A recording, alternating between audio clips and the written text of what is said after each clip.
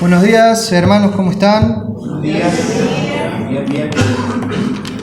Bueno, hermanos, es un gozo que podamos estar un domingo más en este lugar, no solamente para alabar a nuestro Señor, sino también para conocerlo un poco más a través de su palabra.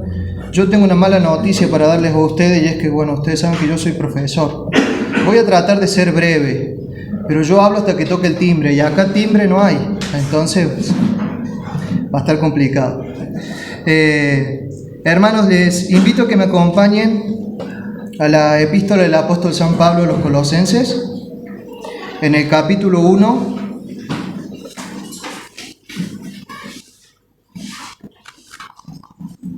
versículo 15 al 20. Esa es la porción que vamos a estudiar hoy. El título del sermón es Cristo es Supremo. Hoy vamos a ver la supremacía de Cristo. El sermón está dividido en 3 puntos, que ya se los voy a comentar más adelante. Primero quiero que leamos la porción. Dice así: Él es la imagen del Dios invisible, el primogénito de toda creación, porque en Él fueron creadas todas las cosas, tanto en los cielos como en la tierra, visibles e invisibles, ya sean tronos o dominios o poderes o autoridades. Todo ha sido creado por medio de Él y para Él. Y Él es antes de todas las cosas, y en Él todas las cosas permanecen. Él es también la cabeza del cuerpo, que es la Iglesia. Él es el principio, el primogénito entre los muertos, a fin de que Él tenga en todo la primacía, porque agradó al Padre que en Él habitara toda la plenitud, y por medio de Él reconciliar todas las cosas consigo, habiendo hecho la paz por medio de la sangre de su cruz. Por medio de Él, repito, ya sean las que están en la tierra o las que están en los cielos. Como habrán notado, se repite mucho el Él. Pablo ahí está hablando de nuestro Señor Jesucristo. Y creo que es importante que conozcamos un poco el contexto en el cual estaba sumergida la iglesia en Colosas, para comprender un poco más esta porción. Bueno, la ciudad a la cual se dirige esta epístola, que era la iglesia en Colosas, era una ciudad que estaba ubicada en la provincia romana de Asia, lo que ahora es Turquía. Era una ciudad con una población mayoritariamente gentil, si bien había un grupo de judíos, pero era mayoritariamente gentil. La población en Colosas era una población dada a los cultos y las teorías. Se caracterizaba principalmente por la adoración de Cibeles o Cibeles, que era conocida como la diosa suprema, ¿sí? A esta diosa se celebraba que todos los años su esposo y su hijo y su esposo, moría y resucitaba. ¿Y cómo celebraban los colosenses este acontecimiento? Bueno, con danzas orgiásticas, con prostitución sagrada, con automutilaciones. Y ese era el contexto de la ciudad. En ese contexto estaban los cristianos de Colosas. La iglesia no fue fundada directamente por el apóstol Pablo, pero sí surge de su labor misionera directamente, porque se cree que Epafras, uno de los nombres que van a encontrar en el capítulo 1, que es quien lleva el evangelio a Colosas, es un converso de Pablo cuando él predicaba en Éfeso. Y por último, en este contexto, quiero que veamos rápidamente cuál es la herejía que estaba afectando directamente a la iglesia en Colosas. La herejía principal era un sincretismo de filosofías griegas, principalmente el gnosticismo, que ya lo hemos estado viendo en el estudio de 1 Juan, y también de ritos o prácticas judaizantes. ¿Cuál es el principal problema que esta herejía presenta para los colosenses? Que ataca directamente la suficiencia de Cristo para la salvación y para la santificación. Los herejes le presentan a los cristianos en Colosas que necesitan otra cosa aparte de Cristo para la salvación y la santificación. Gracias, Pablo. Los herejes tratan de convencer a los creyentes de Colosas de que necesitan algo más aparte de Cristo para la salvación, la santificación y el conocimiento de Dios. Por eso Pablo, cuando escribe esta porción que acabamos de leer, porción con la cual comienza su parte doctrinal de la epístola, lo hace demostrando quién es Jesús. Porque ataca directamente el apóstol a esta herejía que planteaba que para la salvación se necesitaba algo más y para la santificación se necesitaba algo más aparte de Cristo. Cristo es suficiente para nosotros y eso lo vamos a ver ahora en esta porción. Y si Cristo no es suficiente para nosotros o pensamos que Cristo no es suficiente para nosotros en lo que respecta a nuestra salvación y santificación, es porque no hemos comprendido quién es Cristo. Y eso es lo que se encarga Pablo de demostrar en esta porción. La porción está dividida en tres partes. La primera vamos a ver que Cristo es supremo en un sentido general, en el versículo 15. La segunda parte, Cristo es supremo sobre la creación, en el versículo 16 y 17. Y en el tercer punto, Cristo es supremo sobre la redención, en los versículos 18 al 20. Comencemos entonces, hermanos, con el versículo 15, que dice: Él es la imagen del Dios invisible, el primogénito de toda creación. Como les dije, Pablo va a comenzar a desentrañar ¿quién es? Va a responder la pregunta, ¿quién es? ¿Quién es Jesús? A ver si comprenden los herejes quién es esa persona a la cual ellos adoran. Y les comienza diciendo que Cristo, Él, es la imagen del Dios invisible. Lo que Pablo nos está diciendo acá es que Cristo es la representación exacta de Dios. Él nos muestra a Dios en todos sus aspectos. Si nosotros vemos a Cristo, vemos a Dios. Y en esta porción nosotros vemos que Cristo es presentado en toda su gloria y majestad. Y vamos a ver que cada una de las cosas que Pablo menciona acá estaban relacionadas a Dios Padre en el Antiguo Testamento. La palabra imagen nos habla de reflejo o representación de algo, y es la misma palabra que nosotros encontramos, por ejemplo, en el principio, en Génesis capítulo 1, versículo 26, cuando dice: y dijo Dios, hagamos al hombre a nuestra imagen, conforme a nuestra semejanza, y ejerza dominio sobre los peces del mar, sobre las aves del cielo, sobre los ganados, sobre toda la tierra, y sobre todo reptil que se arrastra sobre la tierra. El hombre fue hecho para que representara a Dios en la tierra. Eso es lo que significa imagen. No es que nosotros tenemos manos porque Dios tiene manos, tenemos ojos porque Dios tiene ojos, no. Dios, nadie le ha visto jamás y es un espíritu. El hombre fue creado para que gobernara la tierra como Dios quería que la gobernara. Básicamente, en el principio el hombre era el vicerregente de Dios, el representante de Dios en la tierra. Pero como todos saben, los primeros padres, Adán y Eva, cayeron en pecado y el pecado deformó esa imagen que el hombre tenía en el principio. Pero Cristo es la representación exacta de lo que Dios es, porque Él es Dios. Y si queremos saber cómo es Dios, debemos mirar a Cristo. En Cristo es donde únicamente se puede contemplar al invisible. Y de hecho para eso vino nuestro Señor, para revelarnos al Padre. Y esta idea también la encontramos en la epístola a los Hebreos, en el capítulo 1, versículo 3, que dice: Él es el resplandor de su gloria y la expresión exacta de su naturaleza, y sostiene todas las cosas por la palabra de su poder. Después de llevar a cabo la purificación de los pecados, el Hijo se sentó a la diestra de la majestad en las alturas. Él es el resplandor de su gloria y la expresión exacta de su naturaleza.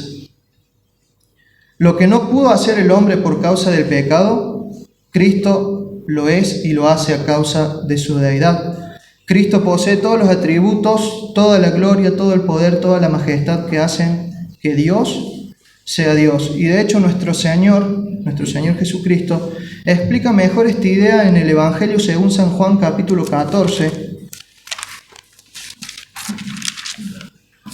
versículos 7 al 9. Vamos a leer desde el versículo 1 para entenderlo mejor. Evangelio según San Juan, capítulo 14, desde el versículo 1 hasta el versículo 9. Dice nuestro Señor: no se turbe su corazón, crean en Dios, crean también en mí. En la casa de mi Padre hay muchas moradas. Si no fuera así, se lo hubiera dicho, porque voy a preparar un lugar para ustedes. Y si me voy y les preparo un lugar, vendré otra vez y los tomaré a donde yo voy, para que donde yo esté, allí estén ustedes también. Y conocen el camino a donde voy. Señor, si no sabemos a dónde vas, ¿cómo vamos a conocer el camino?, le dijo Tomás. Jesús le dijo: yo soy el camino, la verdad y la vida. Nadie viene al Padre sino por mí. Si ustedes me hubieran conocido, también hubieran conocido a mi Padre. Desde ahora lo conocen y lo han visto. Señor, muéstranos al Padre y nos basta, le dijo Felipe. No, Felipe todavía no habla, el discípulo. Jesús le dijo: ¿tanto tiempo he estado con ustedes y todavía no me conoce, Felipe? El que me ha visto a mí, ha visto al Padre. Hermanos, si Dios no nos es revelado en Cristo, nunca podremos conocerle. Si nosotros queremos conocer a Dios, tenemos que conocerlo en Cristo, no en otra cosa. Porque Cristo es la imagen o la representación exacta de Dios, porque Él es Dios. De hecho, en el Antiguo Testamento hay una porción en la cual Moisés, una parte de la historia del pueblo de Israel, le pide a Dios que le muestre su rostro en Éxodo 33:20, y Dios le dijo: no puedes ver mi rostro, porque nadie me puede ver y vivir. En ese versículo Dios le enseña a Moisés que nadie podrá verlo y seguir con vida. Este admirable e infinito Dios se hace visible mediante la imagen suya expresada en el Hijo. El hombre puede ver en Jesús al Dios invisible, ya que Cristo es enviado para revelar al Padre, como dijimos recién. En el Evangelio según San Juan, capítulo 1, versículo 18, les voy a leer, dice: nadie ha visto jamás a Dios, el unigénito Dios que está en el seno del Padre, Él lo ha dado a conocer. Entonces Pablo comienza diciéndoles: este Cristo, el que ustedes dicen que es insuficiente para ser salvos, que es insuficiente para la santificación, que es insuficiente para conocer a Dios, ese Cristo es la representación exacta de Dios, porque es Dios. Y en el comentario sobre esta porción, sobre el versículo 15 del capítulo 1 de Colosenses, dice Juan Calvino en su comentario: debemos tener cuidado de no buscar a Dios en algún otro lugar, puesto que, aparte de Cristo, cualquier cosa que se nos ofrezca en el nombre de Dios resultará en un ídolo.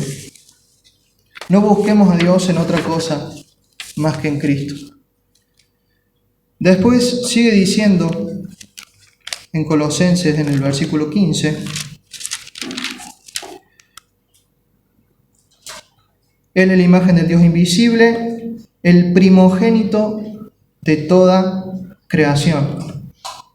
Esta porción, la palabra primogénito, en este versículo, se ha prestado a confusión, porque algunos piensan o creen que Cristo fue el primer ser creado por Dios, en base a esta palabra primogénito. De hecho, esto es lo que creen los testigos de Jehová.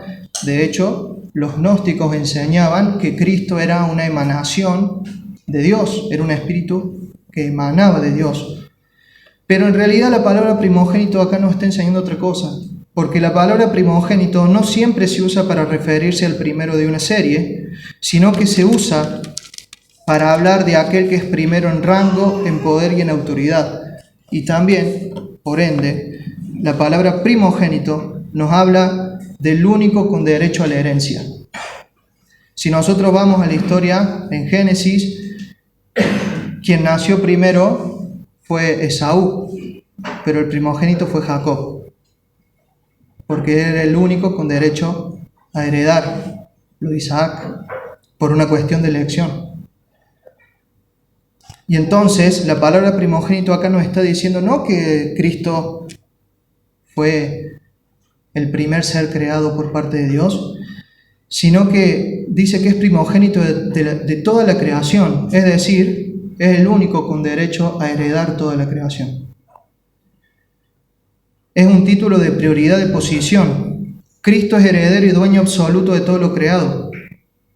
Al ser usado el término para Cristo se le atribuye supremacía, honor y dignidad. Cristo es el heredero de todo. Y la pregunta que nosotros nos podemos hacer hoy, si este título de esta palabra primogénito nos dice que a Cristo le atribuye supremacía, honor y dignidad, que solamente a Él le corresponden por lo que Él es si nosotros le estamos dando a Cristo toda la supremacía, el honor y la dignidad de nuestras vidas.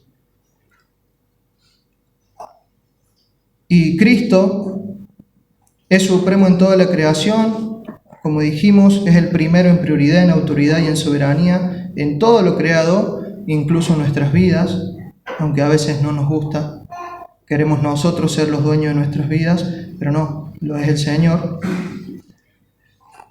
¿Por qué? ¿Por qué Cristo es primogénito o heredero de toda la creación? Bueno, la respuesta a esto lo encontramos en el versículo 16, que dice, y pasamos al segundo punto, porque en Él fueron creadas todas las cosas, tanto en los cielos como en la tierra, visibles e invisibles, ya sean tronos o dominios o poderes o autoridades, todo ha sido creado por medio de Él y para Él, y Él es antes de todas las cosas, y en Él todas las cosas permanecen. Es el único con derecho a heredar toda la creación, porque es quien creó todas las cosas. Las que nosotros vemos y las que no podemos ver fueron creadas por nuestro Señor. Jesús no es una criatura, es el mismo Creador. Esto también nos dice Juan en su Evangelio, en el capítulo 1, en el versículo 3, cuando dice, todas las cosas fueron hechas por medio de Él, y sin Él nada de lo que ha sido hecho fue hecho. Y si nosotros nos ponemos a pensar, hermanos, que ese Dios creador, ese Dios que es el único que tiene derecho a heredar toda la creación, se hizo hombre para que nosotros hoy pudiésemos ser hechos pueblo suyo, nos lleva a decir, Señor, sí, sos suficiente. Pero para los herejes no le era suficiente. Ese Dios creador es quien obró para que viniese a la existencia todas las cosas.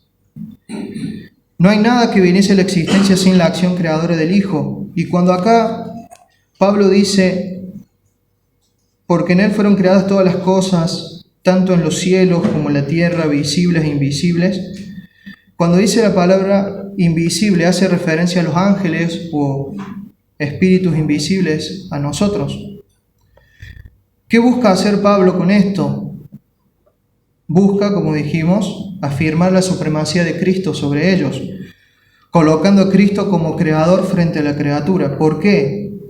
Porque los herejes, al plantear que para acercarse a Dios necesitaban otra cosa aparte de Cristo, decían que había que adorar a los ángeles, que había que adorar a algún otro espíritu, ¿sí? Entonces Pablo les dice, no, Cristo es el creador de los ángeles y de los espíritus que no vemos.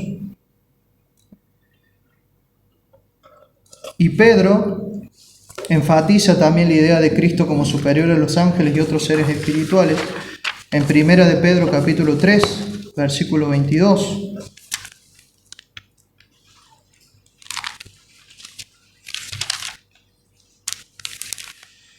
Que dice así: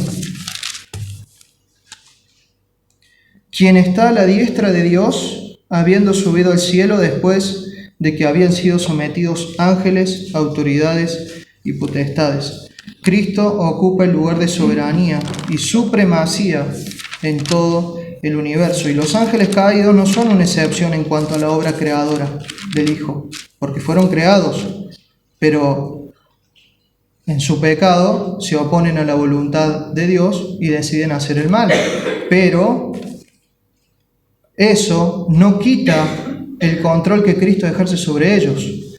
Ninguno de los demonios puede hacer aquello que Dios no permita. Ninguno de los espíritus invisibles que nosotros no vemos, porque son invisibles, obra independientemente de la autoridad que tiene el Hijo. Todos están sujetos a la autoridad de Dios. De hecho, lo vemos en la historia de Job. Cuando se presenta Satanás ante Dios, es Dios el que le dice: ¿has visto a mi hijo Job? No fue el diablo que le dijo: che, voy de una. No. Ellos obran supeditados a la autoridad de Dios. Y nos sigue diciendo que todo ha sido creado por medio de Él y para Él. Cristo es la razón de toda la creación y la causa final de ella. Todo cuanto existe está sometido a Él como Señor. Tomando una frase de Sujel Michelén, que él plantea que Cristo fue el arquitecto de la creación, porque es por Él que todo fue creado. Cristo fue el albañil de la creación, porque es por medio de Él que todo fue creado. Y Cristo es el objetivo de la creación, porque es para Él que todo fue creado. Cristo es el supremo arquitecto del universo. Toda creación fue hecha por medio de la palabra de Dios, es decir, Cristo. En el principio era el Verbo, y el Verbo era con Dios, y el Verbo era Dios, dice el Evangelio según San Juan, capítulo 1, versículo 1.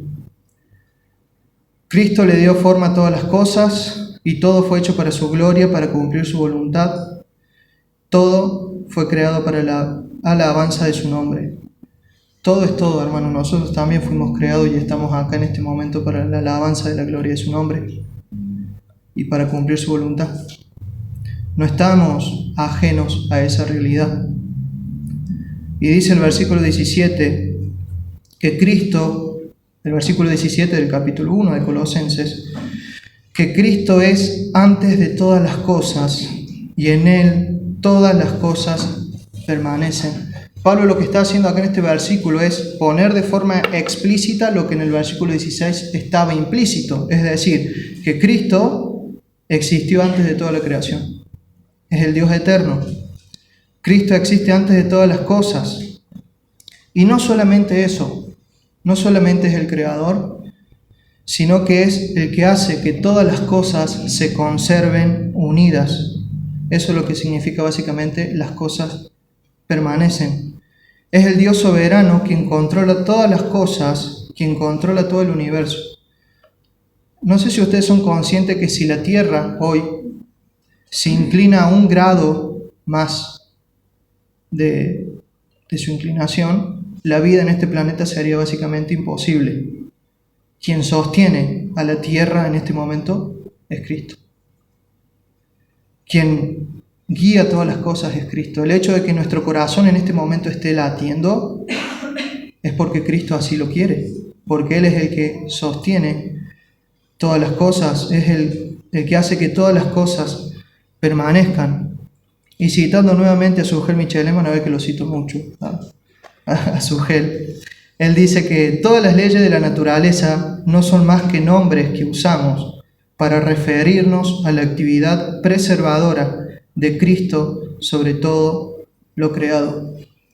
Si no fuera por su poder, los planetas saldrían de su órbita, los átomos se desintegrarían y el sol dejaría de emanar calor.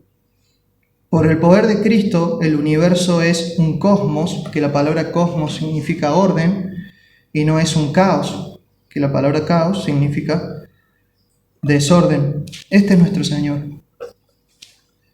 Este es nuestro Dios, un Dios que controla todas las cosas, aún aquellas cosas que a nosotros no nos gustan o que nos gustaría controlar a nosotros, las controla Él. Este es el Dios que es suficiente para nuestra salvación, que es suficiente para nuestra santificación, que es suficiente para conocerle. No tratemos, hermanos, no trates de buscar en las cosas creadas lo que solo vas a encontrar en el Creador. No te rebajes buscando la felicidad, el gozo en las cosas creadas. Nosotros sabemos que si el Señor nos salvó, nos quitó la venda de nuestros ojos y no nos podemos dejar engañar, entonces no busquemos el gozo en lo temporal, sino que busquemos el gozo en el Creador. No podemos encontrar el gozo en la creación. Podemos gozarnos en la creación, de hecho lo hacemos cuando vemos un paisaje lindo, pero el gozo que nuestra alma necesita está en el Creador de todas las cosas, no en las cosas. Y es muy difícil a veces en este presente siglo malo recordar esto y a veces buscamos el gozo en una buena posición económica. A veces buscamos el gozo en una pareja, quizá, pero el verdadero gozo solo lo encontramos en el Creador, en el Dios que sostiene todas las cosas. Como veníamos diciendo, Pablo ataca directamente la herejía que amenaza la suficiencia de Cristo, demostrándole a los colosenses que Cristo es la representación exacta de Dios, que es el único con derecho a heredar toda la creación, que es el Dios creador y quien sostiene todas las cosas. Y por último, en el tercer punto, les va a demostrar que Cristo es supremo sobre la redención. Leamos en el versículo 18 hasta el versículo 20. Dice así: Él es también la cabeza del cuerpo, que es la iglesia. Él es el principio, el primogénito entre los muertos, a fin de que Él tenga en todo la primacía, porque agradó al Padre que en Él habitara toda la plenitud, y por medio de Él reconciliar todas las cosas consigo, habiendo hecho la paz por medio de la sangre de su cruz. Por medio de Él, repito, ya sean las que están en la tierra o las que están en los cielos. El Dios, creador de todas las cosas, quien sostiene todas las cosas con su mano, es también quien gobierna a su iglesia. Él es el que tiene el primer lugar en su cuerpo y quien lo controla. Él es el que da inicio a la iglesia. La iglesia no depende de nosotros. La iglesia depende de Cristo. Y nosotros, por ende, dependemos de Cristo, porque nosotros somos su iglesia. Dice que Cristo es la cabeza de la iglesia. Es una ilustración que utiliza bastante el apóstol Pablo. Y cabeza no es otra cosa que el miembro que gobierna todo el cuerpo y le provee sustento y dirección. El cuerpo de Cristo es aquel vehículo que Él tiene en la tierra mediante el cual ha escogido expresarse al mundo. Nosotros somos, como iglesia, la representación de Cristo en la tierra. Es decir, los demás tienen que ver a Cristo en nosotros. Y la única forma en la que los demás pueden ver a Cristo en nosotros es que nosotros estemos vinculados con la cabeza. Si no, es imposible. Cristo es quien guía a la iglesia y es quien debe controlarla. Cristo es razón de vida y de crecimiento del cuerpo, que es la iglesia. Algo sobre esto habla también el apóstol Pablo en Efesios capítulo 4, versículo 15 al 16.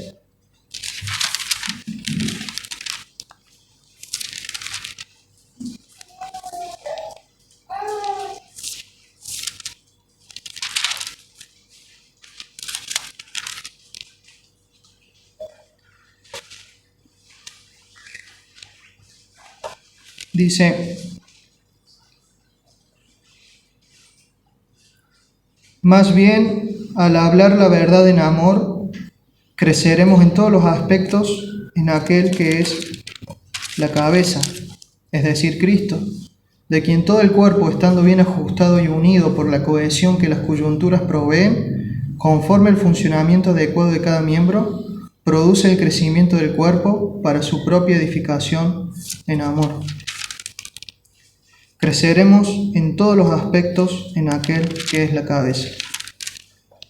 Al hablar la verdad con amor, dice el apóstol Pablo, creceremos en Cristo. No necesitamos otra cosa para crecer espiritualmente salvo Cristo. Esto no significa que no tenemos que hacer algo, sí, tenemos que ser disciplinados en la lectura, ser disciplinados en la oración, en guardar los medios de gracia, pero no son nuestras fuerzas, dependemos de Cristo. Y tenemos que estar aferrados a Él, porque Él es el que le da sustento, que le da alimento a su iglesia. Y como sabemos, Cristo hoy no está visible para nosotros. Cristo no gobierna su iglesia directamente, podríamos decir, sino que utiliza a los pastores, pero a su vez, entre todos somos parte de la iglesia. Y para que Cristo reine, para que Cristo controle y guíe a la iglesia, tenemos que ser fieles a la Escritura. Tenemos que permanecer cerca de la Escritura y fieles a ella, porque Él es la palabra. La supremacía de Cristo en la iglesia es evidente y es muy peligroso tornarnos en rebeldes y rechazar el control que la cabeza demanda. Quien gobierna la iglesia es el Creador, el Todopoderoso, y hay de nosotros si desplazamos a Cristo del lugar que le corresponde y ponemos al hombre. No nos espera más que juicio. No podemos hacer en la iglesia lo que a nosotros bien nos parezca, sino que tenemos que tratar de hacer lo que la Biblia nos demuestre. Ser lo más fieles posibles a lo que el Señor nos dice, en cuestiones que son a veces complicadas, pero hay otras que son explícitas en la Escritura y tenemos que ser fieles a eso. Y acá la pregunta es, ¿estamos siendo verdaderamente parte del cuerpo de Cristo? ¿O solamente somos parásitos que se benefician del cuerpo? Es algo que tenemos que pensar si verdaderamente pertenecemos al cuerpo de Cristo, o si estamos acá porque disfrutamos del amor que hay entre los hermanos, disfrutamos de escuchar la palabra, pero en realidad somos unos parásitos que nos estamos beneficiando del cuerpo, pero no pertenecemos al cuerpo. Cristo es el origen de la iglesia, el origen de la nueva creación. No solamente es el creador del universo y de los ángeles, sino que es la causa originaria, vivificante y sustentadora de la iglesia. Dice también que Cristo es el primogénito de entre los muertos, el único que tiene derecho a heredar un pueblo a causa de que resucitó entre los muertos para nunca más morir. Es el primero en todo. Cristo resucitó entre los muertos y así da inicio a una nueva creación. Y nosotros, que somos su pueblo, aquellos que hemos creído en Él y que descansamos en su sacrificio, seremos resucitados como Él lo fue. Como el primero en resucitar de entre los muertos, Cristo inaugura la nueva creación y el nuevo siglo, anticipado por los profetas en el Antiguo Testamento, y da inicio a una nueva humanidad en sí mismo. Su propia resurrección es un anticipo y una garantía de la resurrección que disfrutarán todos sus hermanos y hermanas, todos aquellos que pertenecemos al pueblo de Dios. ¿Por qué pasa esto? Porque Él es el primero. Bueno, lo dice el apóstol Pablo, a fin de que Él tenga en todo la primacía, a fin de que Él tenga en todo el primer lugar. Es primero en la creación, como vimos, es el creador, es el único con derecho a heredar toda la creación, es el Dios Todopoderoso y es primero también en su iglesia. Al leer esto tenemos que preguntarnos si Cristo tiene el primer lugar en nuestras vidas, como solamente Él lo merece. Porque a veces nosotros le damos el primer lugar al Señor en aquellas áreas que no son cómodas, pero no le voy a dar al Señor el primer lugar en mis finanzas porque no puedo. Eso lo manejo yo. No le puedo dar el primer lugar al Señor en mis luchas con el pecado porque voy a poder yo solito. Error. Así va a terminar también. El Señor merece y reclama principalmente en su pueblo el primer lugar en todo, por lo que Él es. Todo lo que necesitamos para una vida espiritual estable lo encontramos en Cristo. Dependemos de Él, así como nuestro cuerpo depende de nuestra cabeza. Nuestro cuerpo puede seguir viviendo si nos cortan un dedo, pero no conozco a ninguno que haya seguido vivo después de que le cortaran la cabeza. Si ustedes conocen a alguno, me avisan. Salvo el jinete sin cabeza, pero eso es ficción. Es imposible que sigamos vivos, separados de Cristo. Separados de Él no hay nada que nosotros podamos hacer.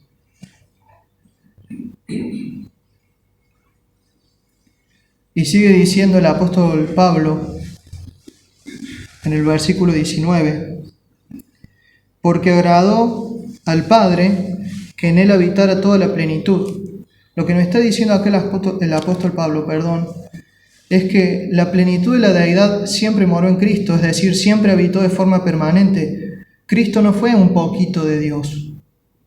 Cristo es 100% Dios, no un poquito. Y es muy difícil de entender incluso que Dios muriera en la cruz, pero así lo hizo.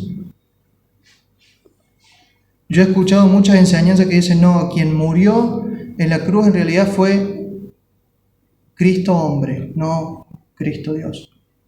Entonces no sirvió de nada la obra en la cruz, porque el único que podía cargar con el castigo y con el juicio de Dios era Dios, no el hombre, por más perfecto que fuese.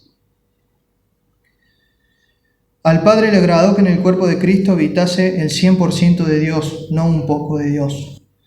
La deidad absoluta, completa y perfecta reside en Jesús.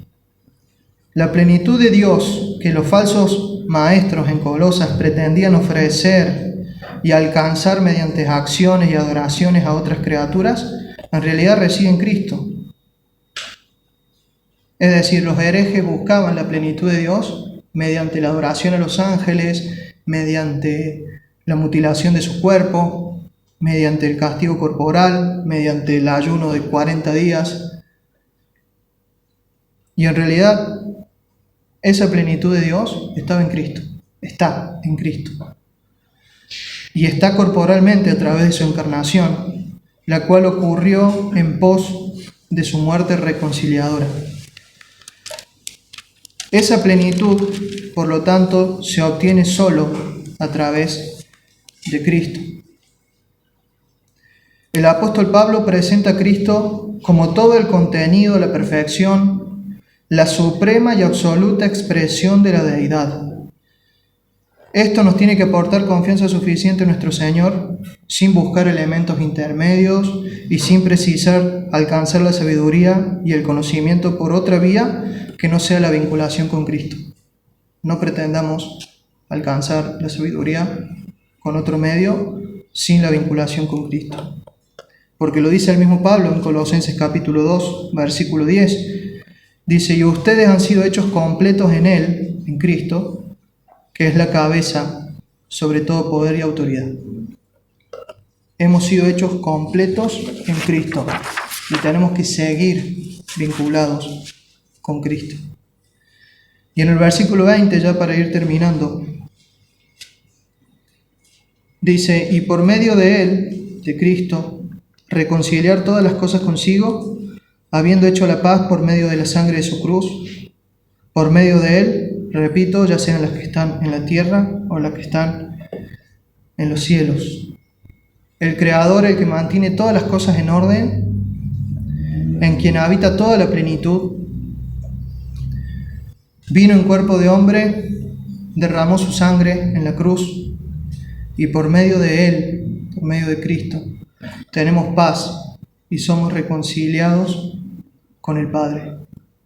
No sé si alguna vez ustedes se pusieron a pensar, a mí hay una escena de los evangelios que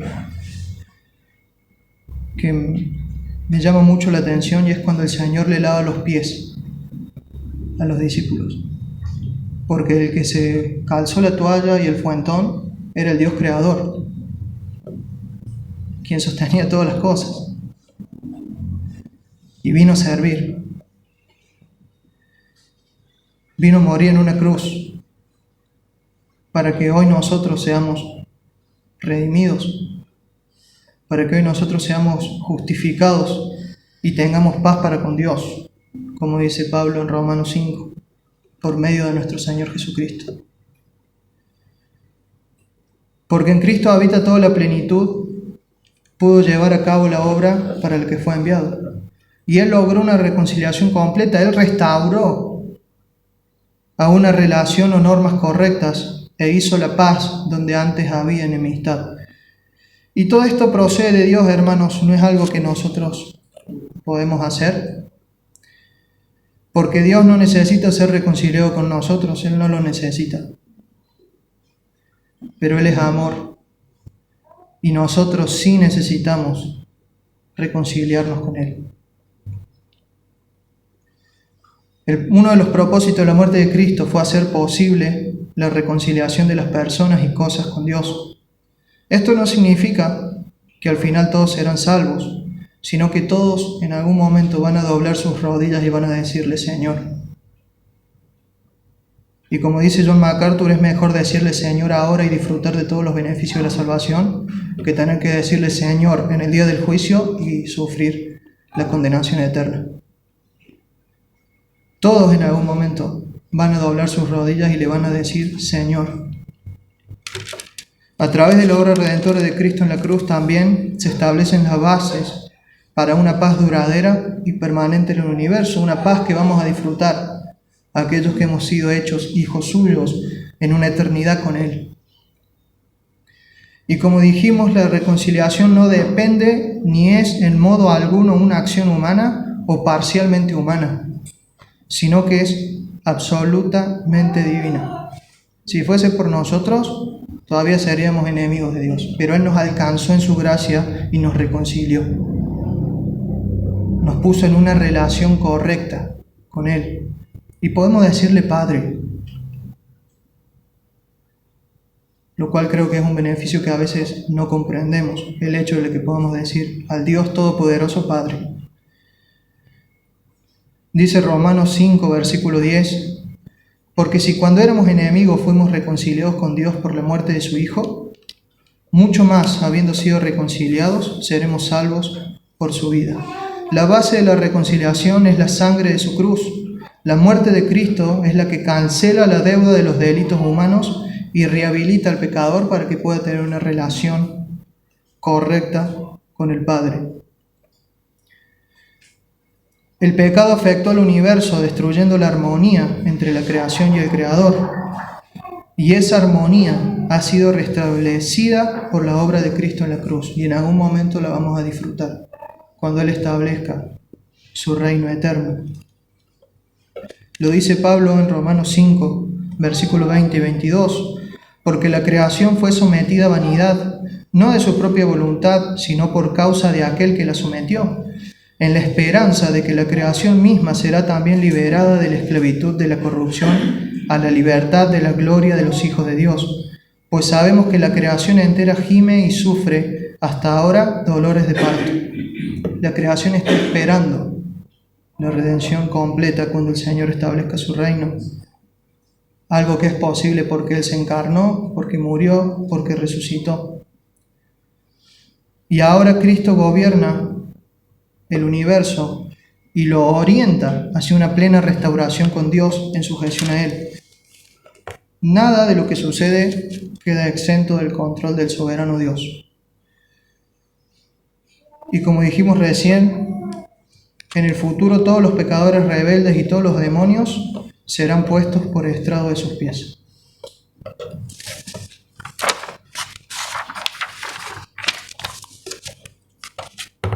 Que nada, hermanos, nos robe la gozosa gratitud que debemos tener en el hecho de estar en Cristo, porque nosotros en Cristo tenemos grandes beneficios y podemos descansar en su soberanía.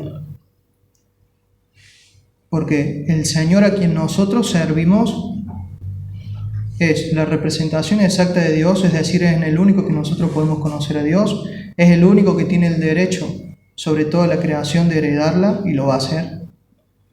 Porque Él es el Dios creador, es decir, es todopoderoso, es el que sostiene todas las cosas, sostiene nuestras vidas. Si nosotros estamos aquí es porque Él así lo quiere. Él es también la cabeza de la iglesia, es el que nos da vida como iglesia suya, es el que nos vivifica, el que nos sostiene como su cuerpo. Y es quien murió y resucitó por nosotros y nos reconcilió con el Padre. Dios planificó todas las cosas para que Él fuera preeminente en todo, incluyendo nuestra salvación y santificación. Nuestra vida, hermanos, nuestra vida empieza y termina con Cristo, porque Él es el creador, sustentador, reconciliador y restaurador de todas las cosas.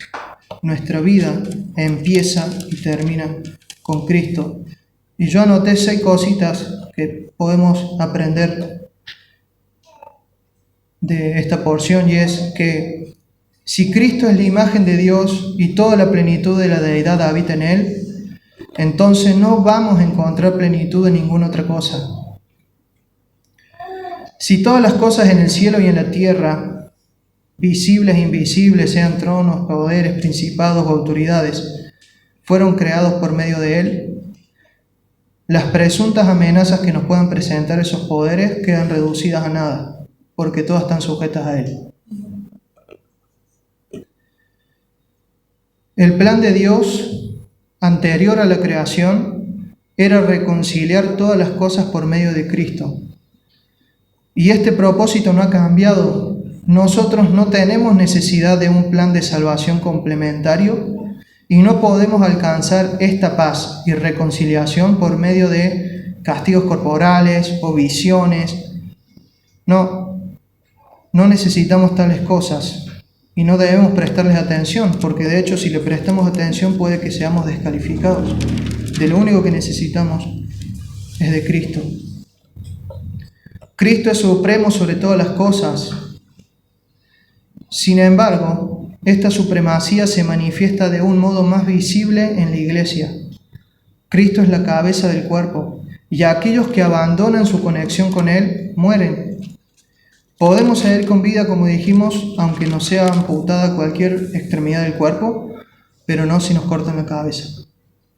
Si nosotros queremos disfrutar de la vida espiritual, tenemos que estar vinculados con Cristo permanentemente. Y eso es estar en oración, lectura de la palabra, buscarle cada día. La supremacía de Cristo sobre todo el universo nos aporta confianza acerca de que Él es suficiente, de que nuestro Señor es suficiente. Por eso no tenemos que permitir que nuestra esperanza en Cristo, el primogénito de los muertos, quien nos asegura que nosotros también vamos a resucitar,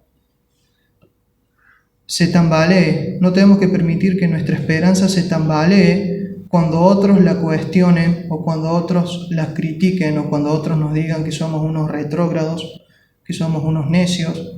No tenemos que permitir que nuestra esperanza se tambalee. Descansemos en nuestro Señor. Y por último, si Cristo sustenta todo el universo, puede sostenernos individualmente a cada uno de nosotros, y lo hace. Descansemos en Cristo. Y termino citando nuevamente la frase de Calvino, la vuelvo a leer: debemos tener cuidado de no buscar a Dios en algún otro lugar, puesto que, aparte de Cristo, cualquier cosa que se nos ofrezca en el nombre de Dios resultará en un ídolo. Y si hay acá alguna persona que pretende alcanzar la salvación sin Cristo, lo invito a que descanse en Cristo y confíe en Él. Descanse en su sacrificio, se arrepiente de sus pecados y pueda disfrutar de la salvación. No tenemos que buscar un intermediario para acercarnos a Dios. Tenemos que buscar a Cristo. Tenemos que descansar en nuestro Señor. Oremos para terminar. Padre Santo, Gracias te damos, Señor, porque tú eres suficiente para nosotros. Te pedimos, Señor, que nos ayudes a descansar en ti, a confiar en tu soberanía, a buscarte cada día y a tener una vinculación completa contigo cada día, Señor. Gracias por este tiempo y gracias porque disfrutamos de muchas bendiciones que a veces no comprendemos, Señor. Gracias porque eres bueno para con viles pecadores como nosotros. Síguenos bendiciendo y acompañando en este día. En el nombre del Señor Jesucristo. Amén. Amén.